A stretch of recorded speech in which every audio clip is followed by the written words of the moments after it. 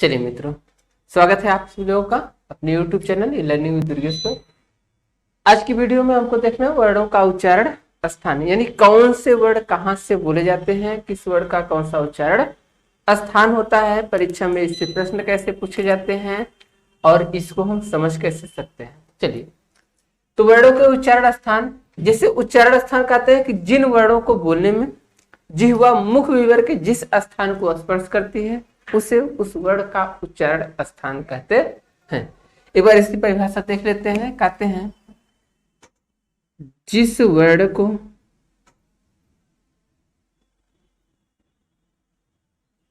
बोलने में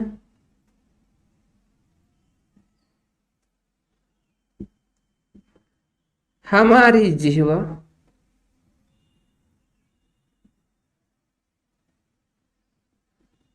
मुख विवर के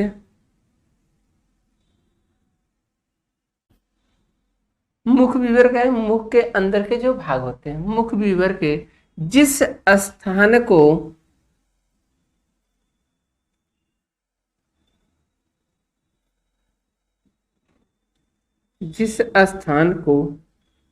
स्पर्श करती है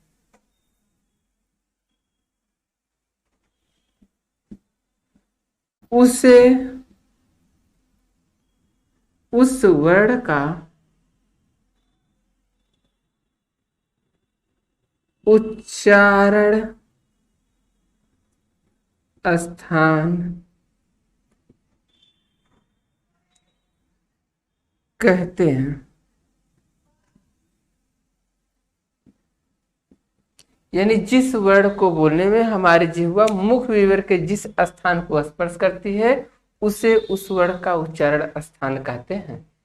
अब एक चीज आता है कि मुख विवर के स्थान क्या होते हैं ना, मुख विवर में कितने स्थान होते हैं, किन किन स्थानों को जिह्वा स्पर्श करती है, उसको देखने के लिए हम एक छोटा सा चित्र के माध्यम से देखते हैं।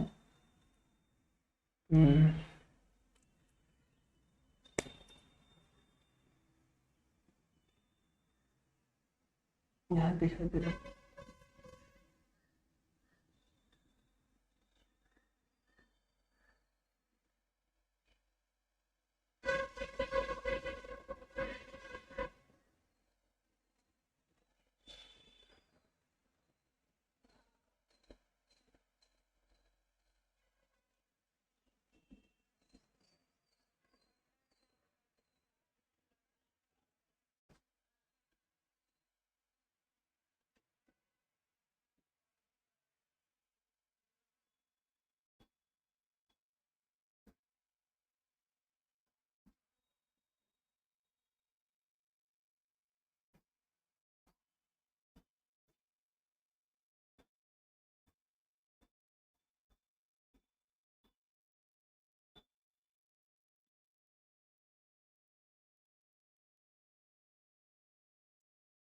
जैसे किसी आदमी का मुख है, अब इसमें मुख में जो जिह्वा होती है, यहाँ पर थोड़ा सा उठा हुआ भाग होता है, एक गले के पास जो गला होता है, इस गले के पास ये उठा हुआ भाग होता है।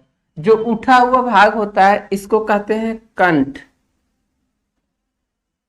इसको कंठ कहते हैं। और हमारी जिह्वा यहां से निकलकर सीधे कहाँ आती है, कंठ की तरफ आती है। जो नाक होती है, नाक की श्वास भी ऐसे नीचे की तरफ आती है। जहां मुख की जिह्वा या मुख की श्वास और नाक की श्वास मिलती है, तो यहां नाक में नहीं जाना, मुख में ही इसके जस्ट ऊपर का भाग क्या कहलाता है, तालु कहलाता है। ठीक, अब जब हम मुख में प्रवेश करते हैं तो यहां आपका जो मुख होता है, मुख में दांत के पीछे जस्ट जो कठोर खुरदुरा भाग होता है उसको आप मूर्धा कहते हैं, इसे मूर्धा कहते हैं। और जस्ट मूर्धा के आगे जो भाग होता है उसको हम क्या नाम देते हैं, दंत देते हैं। और दंत के आगे क्या होता है, ओष्ठ होता है। और ये क्या होती है, नासिका, नासिका यानी नाक। ये 5 क्या होते हैं, आपके वर्णों के उच्चारण स्थान होते हैं, मुख विवर के स्थान होते हैं। इन्हीं स्थानों से हमारा वर्ण कहीं ना कहीं से बोला जाता है। यानी इन स्थानों को जिह्वा, नासिका को छोड़ दीजिए, ओष्ठ को छोड़ दीजिए, क्योंकि जिह्वा ओष्ठ के बाहर तो आएगी नहीं, लेकिन इन चारों स्थानों को जिह्वा कहीं ना कहीं क्या करती है, स्पर्श करती है, या वर्ण को बोलने में इन स्थानों का हम क्या करते हैं, प्रयोग करते हैं। तो जिस स्थान का हम प्रयोग कर लेते हैं वही क्या हो जाता है, हमारे वर्णों का उच्चारण स्थान हो जाता है। चलिए देखते हैं कैसे होता है। अगर इसका स्क्रीनशॉट लेना हो तो आप लोग ले सकते हैं।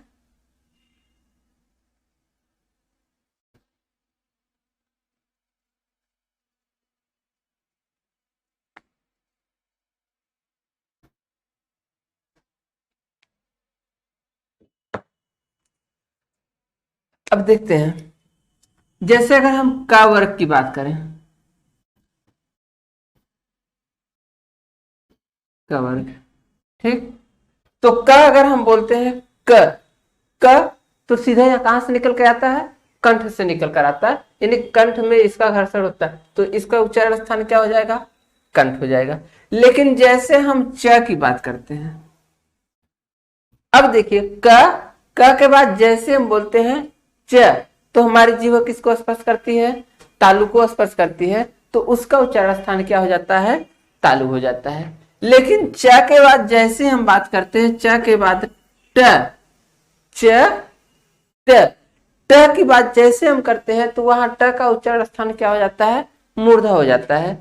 इसके बाद हम जैसे ही बात करते हैं त, अब त जब हम त बोलते हैं तो त का उच्चारण स्थान यानी जीभ किसको स्पर्श करती है, दांत को स्पर्श करती है, तो इसका उच्चारण स्थान क्या हो जाता है, दंत हो जाता है। प की बात करें तो प में हमारे दोनों ओष्ठ स्पर्श होते हैं, तो आपस में सिकुड़ते सकते हैं, तो इसका उच्चारण स्थान क्या हो जाएगा, ओष्ठ हो जाएगा। इस प्रकार वर्णों का उच्चारण स्थान हम देख सकते हैं। अब यहां से जो आपका स्थान मिला हुआ है, कंठ हो गया, तालु हो गया, मूर्धा हो गया, दंत हो गया, ओष्ठ हो गया, नासिका हो गया, जो स्थान मिला हुआ है, इन स्थानों से कैसे वर्णों का उच्चारण होता है उसे हम देखेंगे। ठीक, ये चीज जब आप संस्कृत में पढ़ते हैं तो संस्कृत में देते हैं आपको विसर्जन नाम कंठा, ऐसा नाम तालु, ऋतु रसा नाम मूर्धा, लितु रसा नाम दंता, उपपन्मान नाम मुष्टम, गणना नाम नासिका, ये दौतो कंठ तालु, हो दौतो कंठोष्टम, वकार से दंतोष्टम, ये होता है आपका। लेकिन यहाँ पर हमें संस्कृत का सूत्र नहीं पढ़ना है, यहाँ पर हमें हिंदी पढ़ना है। कुछ ऐसे लोग होते हैं जिनके संस्कृत बहुत कम समझ में आता है, इसलिए हम पूरा हिंदी में पढ़ेंगे ताकि बातें आपके दिमाग में अच्छे से बैठ सके।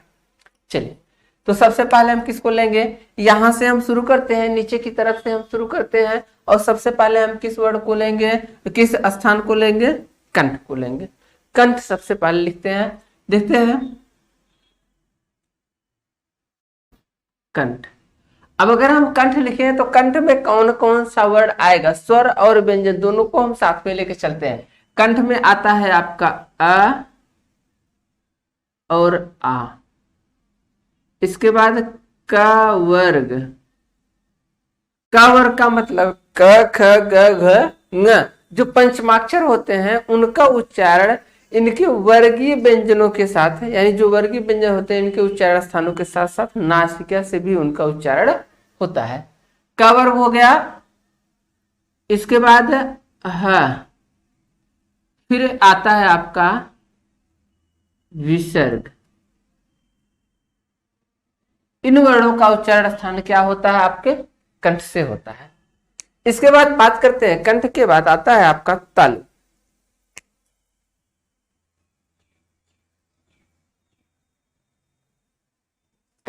कंठ के बाद आता है आपका तालु।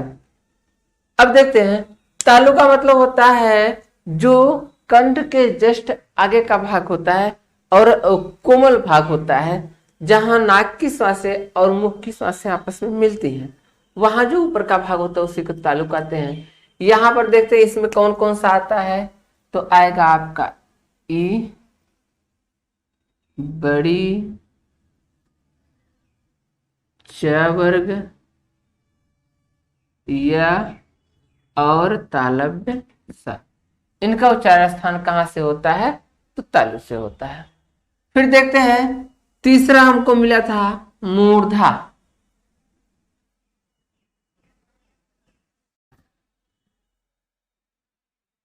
मूर्धा, अब मूर्धा में क्या होता है, री ट वर्ग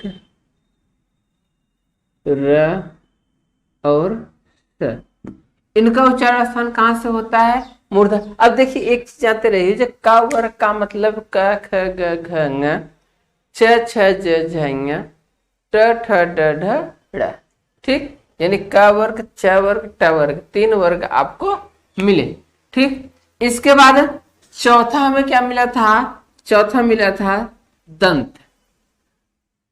चलिए चौथे को भी लिखते हैं, दंत। दंत में कौन कौन सा होता है देखते हैं, त वर्ग, ल और स, इनका उच्चारण कहाँ होता है, दंत से होता है। यानी त थ द ध न ल और दंत स, ठीक। इसके बाद पांचवा हमको मिला था ओष्ठ।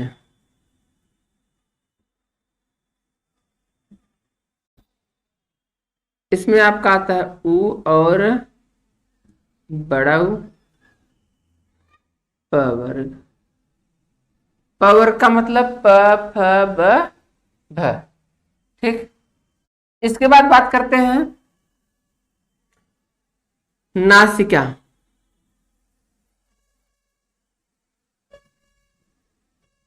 नासिका में हम आपको बताएं कि समस्त पांचवें वर्ण जो होते हैं, वर्ग के पांचवें वर्ण, यानी क वर्ग का पांचवा वर्ण, च वर्ग का पांचवा वर्ण, ट वर्ग का पांचवा वर्ण, त वर्ग का पांचवा वर्ण और प वर्ग का पांचवा वर्ण, समस्त वर्गों के जो पांचवें वर्ण होते हैं वो किस में आते हैं, नासिका में आते हैं। यानी ङ, ञ, ड़, न, म, इनके साथ साथ भी अनुस्वार को नासिका में रखा जाता है। अनुस्वार यानी अंग, ठीक। इसको ऐसे भी आप लिख सकते हैं, अनुस्वार, ऐसे भी आप लिख सकते हैं, ठीक। इसके बाद बात करते हैं, कुछ ऐसे वर्ण होते हैं जिनका उच्चारण स्थान दो होता है, यानी दो वर्णों से मिलकर बनते हैं, जिन्हें संयुक्त आप कहते हैं। संयुक्त में सबसे पहले हम स्वरों को देखते हैं। अगर स्वर की बात की जाए तो संयुक्त स्वर में आता कौन कौन सा है, ए ऐ ओ औ। तो जो ए ऐ ओ औ होता है वह होता है कंठ तालु। अब देखिए कंठ यानी अ और तालु यानी ई, आ प्लस ई से मिलकर क्या बनता है, ए, और इसी का बड़ा भाई ऐ। इन दोनों का उच्चारण स्थान कहाँ होता है, कंठ और तालु होता है, ठीक।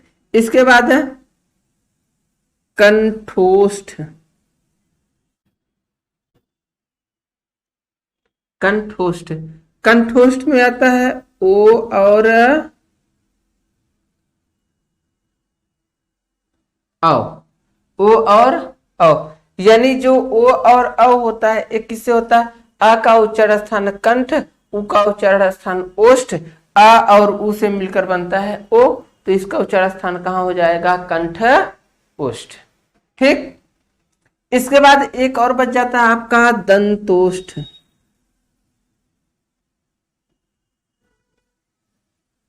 दंतोष्ठ से केवल हुआ का उच्चारण होता है, क्योंकि जब हम हुआ बोलते हैं तो हमारा ओष्ठ दांत को स्पर्श करता है, इसलिए इसको क्या कहते हैं, दंतोष्ठ कहते हैं। चलिए, ये आपका वर्णों का उच्चारण स्थान हो गया। कभी कभी हमको संयुक्त वर्ण जो मिलते हैं, जैसे आपका छ होता है, कुछ इंपॉर्टेंट चीजें आप लोग देख लीजिए। जैसे छ होता है तो इसको हम पहचान लेते हैं कैसा है, संयुक्त वर्ण है, संयुक्त होता है। और इसका रूप क्या होगा, क प्लस स का। इसी प्रकार कभी कभी हमको मिलता है, जैसे आपको मिल गया त्य, ए भी क्या होता है, जैसे त्याग लिखते हैं, त्याग का त्या जो मिलता है एक ऐसा है, तो ए भी क्या है आपका संयुक्त वर्ण ही है। इसका रूप होगा त प्लस या। देखिए इस रूप में और इस रूप में कोई अंतर नहीं है, तो अगर ऐसा वर्ड आपसे पूछता है तो ये भी क्या होगा, संयुक्त होगा। अंतर बस इतना है कि इसका रूप जो का त्यों यहाँ पर बना हुआ है और इसका रूप परिवर्तित होकर दूसरे वर्ड में हो गया है। दूसरी चीज, कभी कभी हमको दो वर्ड साथ साथ मिलते हैं, जैसे आप लिखते हैं दिल्ली, बच्चा, तो यहां पर देखिए ल और ल ही है, यहां पर च और छ ही है। तो ऐसे वर्णों को क्या कहते हैं, द्वित्व वर्ण कहते हैं या द्वित्व व्यंजन कहते हैं। द्वित्व का एक और नाम है द्वित्व। अगर परिभाषा के तौर पर देखें तो कहते हैं ऐसे वर्ण या ऐसे वर्ण जब दो समान व्यंजन आपस में मिलते हैं और उनके बीच से स्वर गायब होता है, यानी स्वर नहीं होता है, तो ऐसे वर्णों को द्वित्व या द्वित्व वर्ण कहते हैं। जब दो समान व्यंजन आपस में मिलते हैं और उनके बीच स्वर नहीं होता है तो ऐसे व्यंजनों को क्या कहते हैं, द्वित्व या द्वित्व व्यंजन कहते हैं। ठीक, अब शायद वर्णमाला में आपका कुछ भी नहीं बचा है, एक एक चीजें आप देख चुके हैं। जहां भी कोई दिक्कत हो, कोई कंफ्यूजन हो, आप कमेंट बॉक्स में मैसेज कर सकते हैं, आपको पुनः जवाब दे दिया जाएगा।